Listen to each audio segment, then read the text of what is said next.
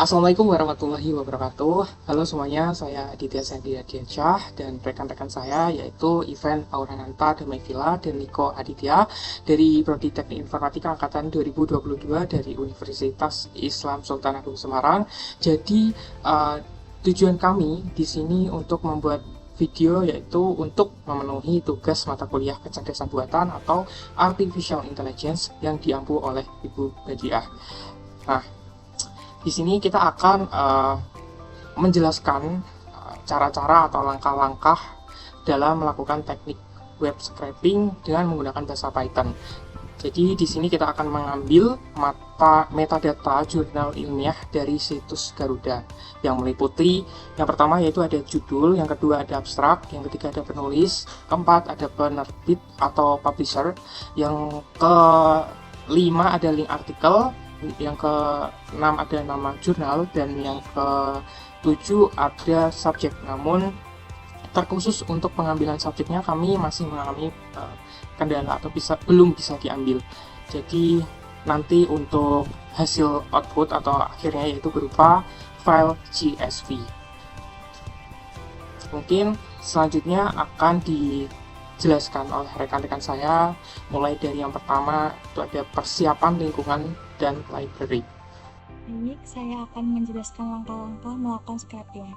Langkah pertama adalah mengimpor library. Pada bagian ini kita mengimpor semua pustaka yang dibutuhkan untuk scraping dan menyimpan data.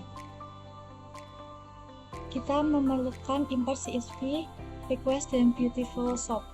Pada import CSV ini digunakan untuk menyimpan data dalam file CSV. Untuk import request digunakan untuk mengirimkan request ke website. Import beautiful shop digunakan untuk parsing HTML dan mencari elemen dalam halaman. Kemudian kita akan mengeram. Di sini kita harus memastikan bahwa semua sudah terinstall. Langkah selanjutnya adalah menentukan URL dan inisialisasi CSV. Pada bagian ini kita menentukan URL awal dari halaman yang akan di-scrap serta mempersiapkan file CSV untuk menyimpan hasil scraping. Di base URL ini saya akan memasukkan URL yang akan saya scraping, yaitu website jurnal dari Garuda. Saya akan mengcopy tautan ini. Kemudian saya masukkan pada base URL. Di sini adalah URL awal halaman yang akan kita scraping. Kemudian inisialisasi file CSV untuk menyimpan data. Pada CSV file 6 ini saya memberi nama 11_computer_scraping.csv. Lalu untuk wait open kita digunakan untuk membuka file CSV tersebut. Pada writer ini digunakan untuk penulis CSV. Kemudian writer row yaitu untuk menambahkan kolom-kolom yang akan kita tambahkan, yaitu ada kolom title yaitu judul, abstrak yaitu abstrak, author yaitu nama-nama penulis, publisher yaitu tempat jurnal tersebut dipublish, dan artikel link yaitu link artikel jurnal, jurnal name yaitu nama jurnal pada artikel tersebut, dan kemudian core subject seperti sosial, pendidikan, dan manajemen. Sudah, kemudian saya akan mengeram. Nah, sesudah saya run, ini telah berhasil. Kemudian muncul 11 komputer scraping CSV. Di sini masih kosong, hanya terdapat kolom-kolom yang telah saya tambahkan, yaitu ada title, abstract, author, publisher, artikel link, journal name, dan core subject. Langkah selanjutnya akan dijelaskan oleh teman saya. Oke, jadi selanjutnya itu kita akan masuk ke langkah yang ketiga, yaitu membuat fungsi untuk scraping setiap halaman. Nah, pada bagian ini kita akan membuat fungsi untuk mengambil data dari setiap halaman yang akan kita scrap. Untuk kodenya sebagai berikut. Nah, di sini terdapat header fungsi, di mana yaitu dev scrap garis bawah page buat tutup kurung page titik 2, yang mana ini digunakan untuk mendefinisikan fungsi bernama scrap page dengan satu parameter, yaitu page, yang mewakili nomor halaman yang ingin di scrap. Nah, jadi mengapa ini digunakan? Tujuannya yaitu untuk mengorganisir proses scraping pada satu halaman menjadi fungsi yang dapat diambil secara berulang kali. Nah, selanjutnya yaitu ada kode untuk mengirimkan request ke halaman web yang kita tuju, yaitu caranya dengan mengetikkan kode respons sama dengan request.get buka kurung tutup kurung base dan url.str buka kurung tutup kurung page. Jadi kode ini digunakan untuk mengirim request ke halaman yang kita tuju. Lalu selanjutnya itu ada sub sama dengan title sub buka kurung tutup kurung respon ini. Nah, ini digunakan untuk memarsing atau menganalisis HTML yang diterima untuk memudahkan pencarian elemen-elemen tertentu di dalam halaman. Lalu selanjutnya yaitu mencari semua kontainer artikel pada halaman. Kodenya seperti berikut. Lalu apa yang dilakukan kode ini?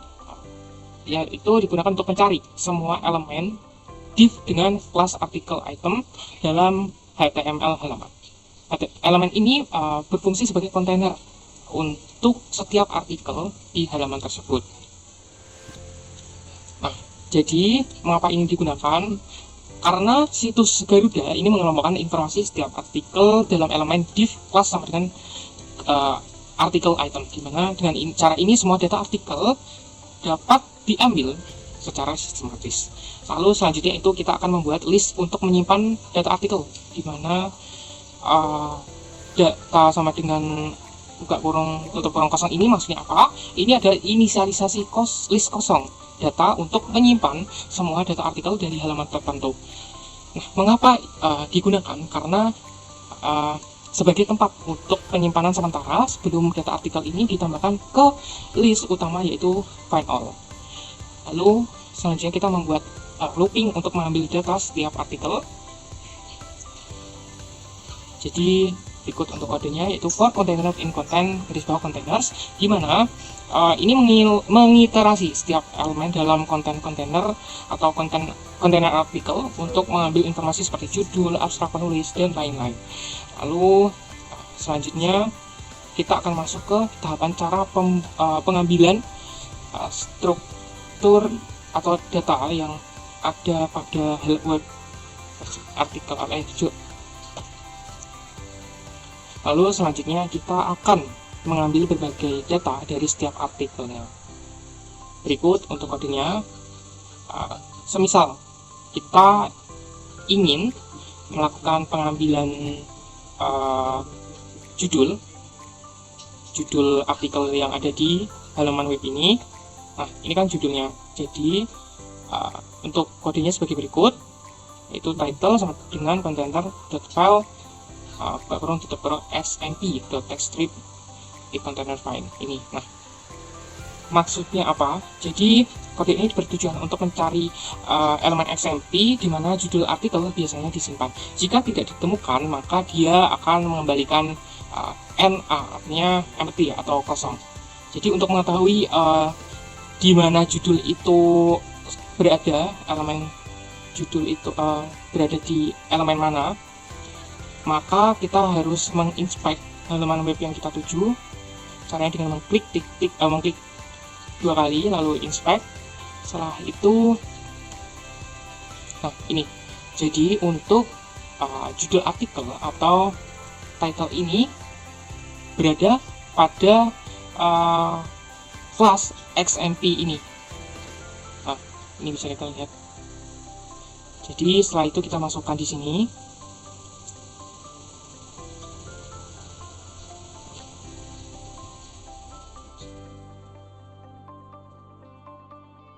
Nah, dengan kode ini kita dapat mengambil title atau judul dari setiap artikel yang ada di halaman web ini. Nah, jadi untuk selanjutnya yaitu mengambil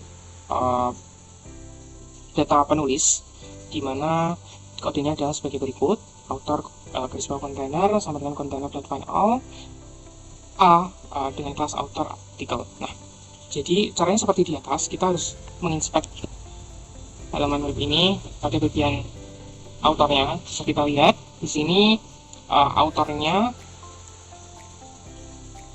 terdapat di A kelas author artikel ini. Nah, kenapa kita di judulnya tidak menggunakan A? Karena saya sudah mencoba. Ketika kita menggunakan A sama dengan A juga untuk bagian autornya, maka nantinya pada hasil outputnya dia akan menduplikat atau hasilnya sama. Jadi untuk judulnya dan autornya nanti hasilnya akan sama. Maka di sini kita menggunakan untuk yang judulnya kita menggunakan XMP, lalu untuk yang autornya kita menggunakan A kelas author artikel. Nah, jadi seperti ini.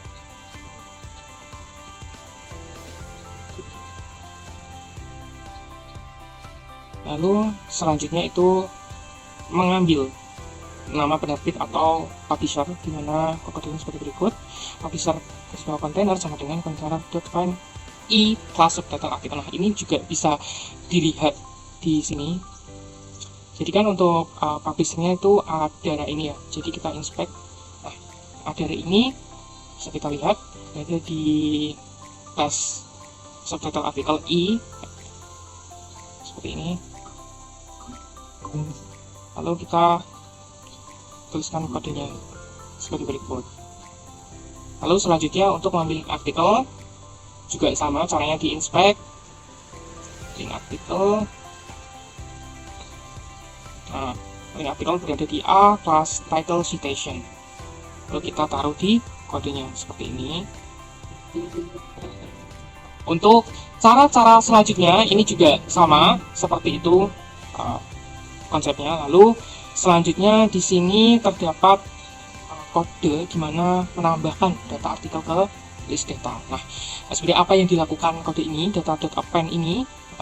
Jadi di sini ada bertujuan untuk menggabungkan semua informasi judul, abstrak, author, publisher dan lain sebagainya menjadi satu list kecil. Nah, ini mengapa digunakan? Karena data setiap artikel perlu dikumpulkan dalam format terstruktur sebelum dikembalikan oleh fungsi. Lalu selanjutnya itu ada return data, di mana ini tujuannya adalah untuk mengembalikan list data yang berisi semua artikel dari halaman tertentu. Nah, mengapa ini digunakan? Agar data dari halaman ini dapat digunakan di bagian lain kode, seperti ditambahkan ke list utama atau all data, atau disimpan ke file CSS. Nah, selanjutnya mungkin bisa dijelaskan oleh teman saya untuk langkah yang keempat, yaitu untuk pembuatan loop scraping banyak halaman. Langkah yang berikutnya adalah loop untuk scraping banyak halaman. Setelah mendefinisikan fungsi untuk scraping halaman, kita perlu menggunakan loop untuk berpindah antar halaman dan mengumpulkan data. Pada kali ini kita inisialisasi dulu all underscore data untuk menjadikan variabel tersebut sebuah list yang akan menyimpan seluruh data artikel dari setiap halaman. Page sama dengan 1 adalah menginisialisasikan bahwa kita akan memulai dari halaman pertama. Kemudian adalah while true.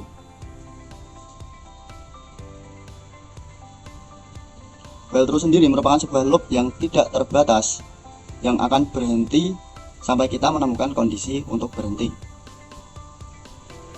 Printf scraping page dan page underscore data sama dengan scripts underscore page itu digunakan sebagai fungsi yang kita buat sebelumnya untuk mengambil data pada halaman tertentu. Kemudian if not page underscore data, jika tidak ada data pada halaman tersebut, maka proses akan berhenti.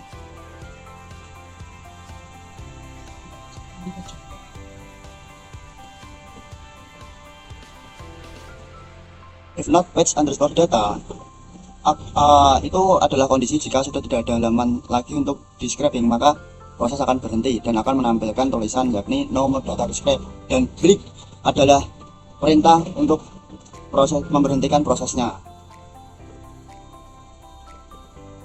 Sementara all data extend page data adalah menambahkan data halaman ini ke dalam seluruh data.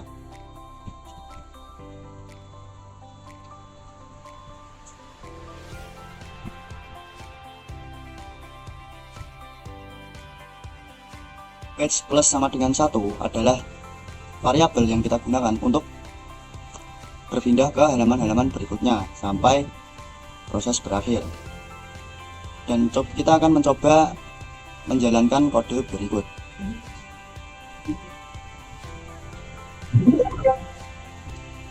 Scraping telah selesai sampai pada halaman 14 dan tidak ada halaman berikutnya lagi, halaman 15 untuk di scrap karena itu scraping selesai. Dan sebenarnya data yang kita ambil berikut belum disimpan ke dalam file CSV. Bagaimana cara kita menyimpan data ke dalam file CSV itu akan dijelaskan pada tahap kelima, yakni menyimpan data ke dalam CSV.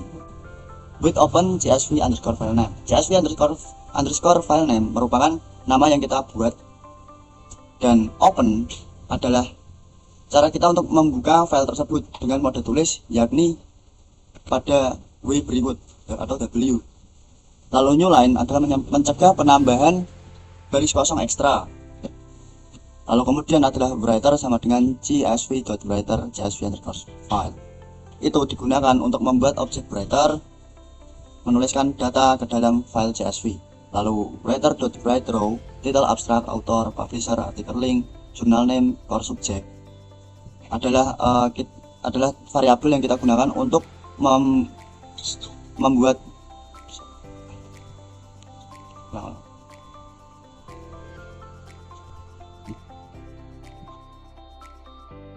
writer.writeRow, title, abstract, author, publisher, article link, journal name, core subject. Itu adalah cara kita untuk membuat header yang akan diawali oleh title, abstract, author, publisher, article link, journal name, dan core subject. Dan setelah file tersebut disimpan, dan setelah file tersebut diambil dan disimpan, maka jika sudah selesai, maka akan keluar tulisan data save.csv file sesuai dengan namanya.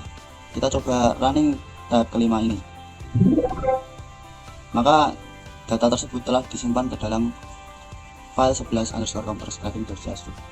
Maka kita akan membuka karena ini di sini namanya adalah file 11 computer scraping, maka kita akan membuka pada nomor 11 berikut. Nah, ini merupakan data yang telah kita scrap dari link jurnal Adara.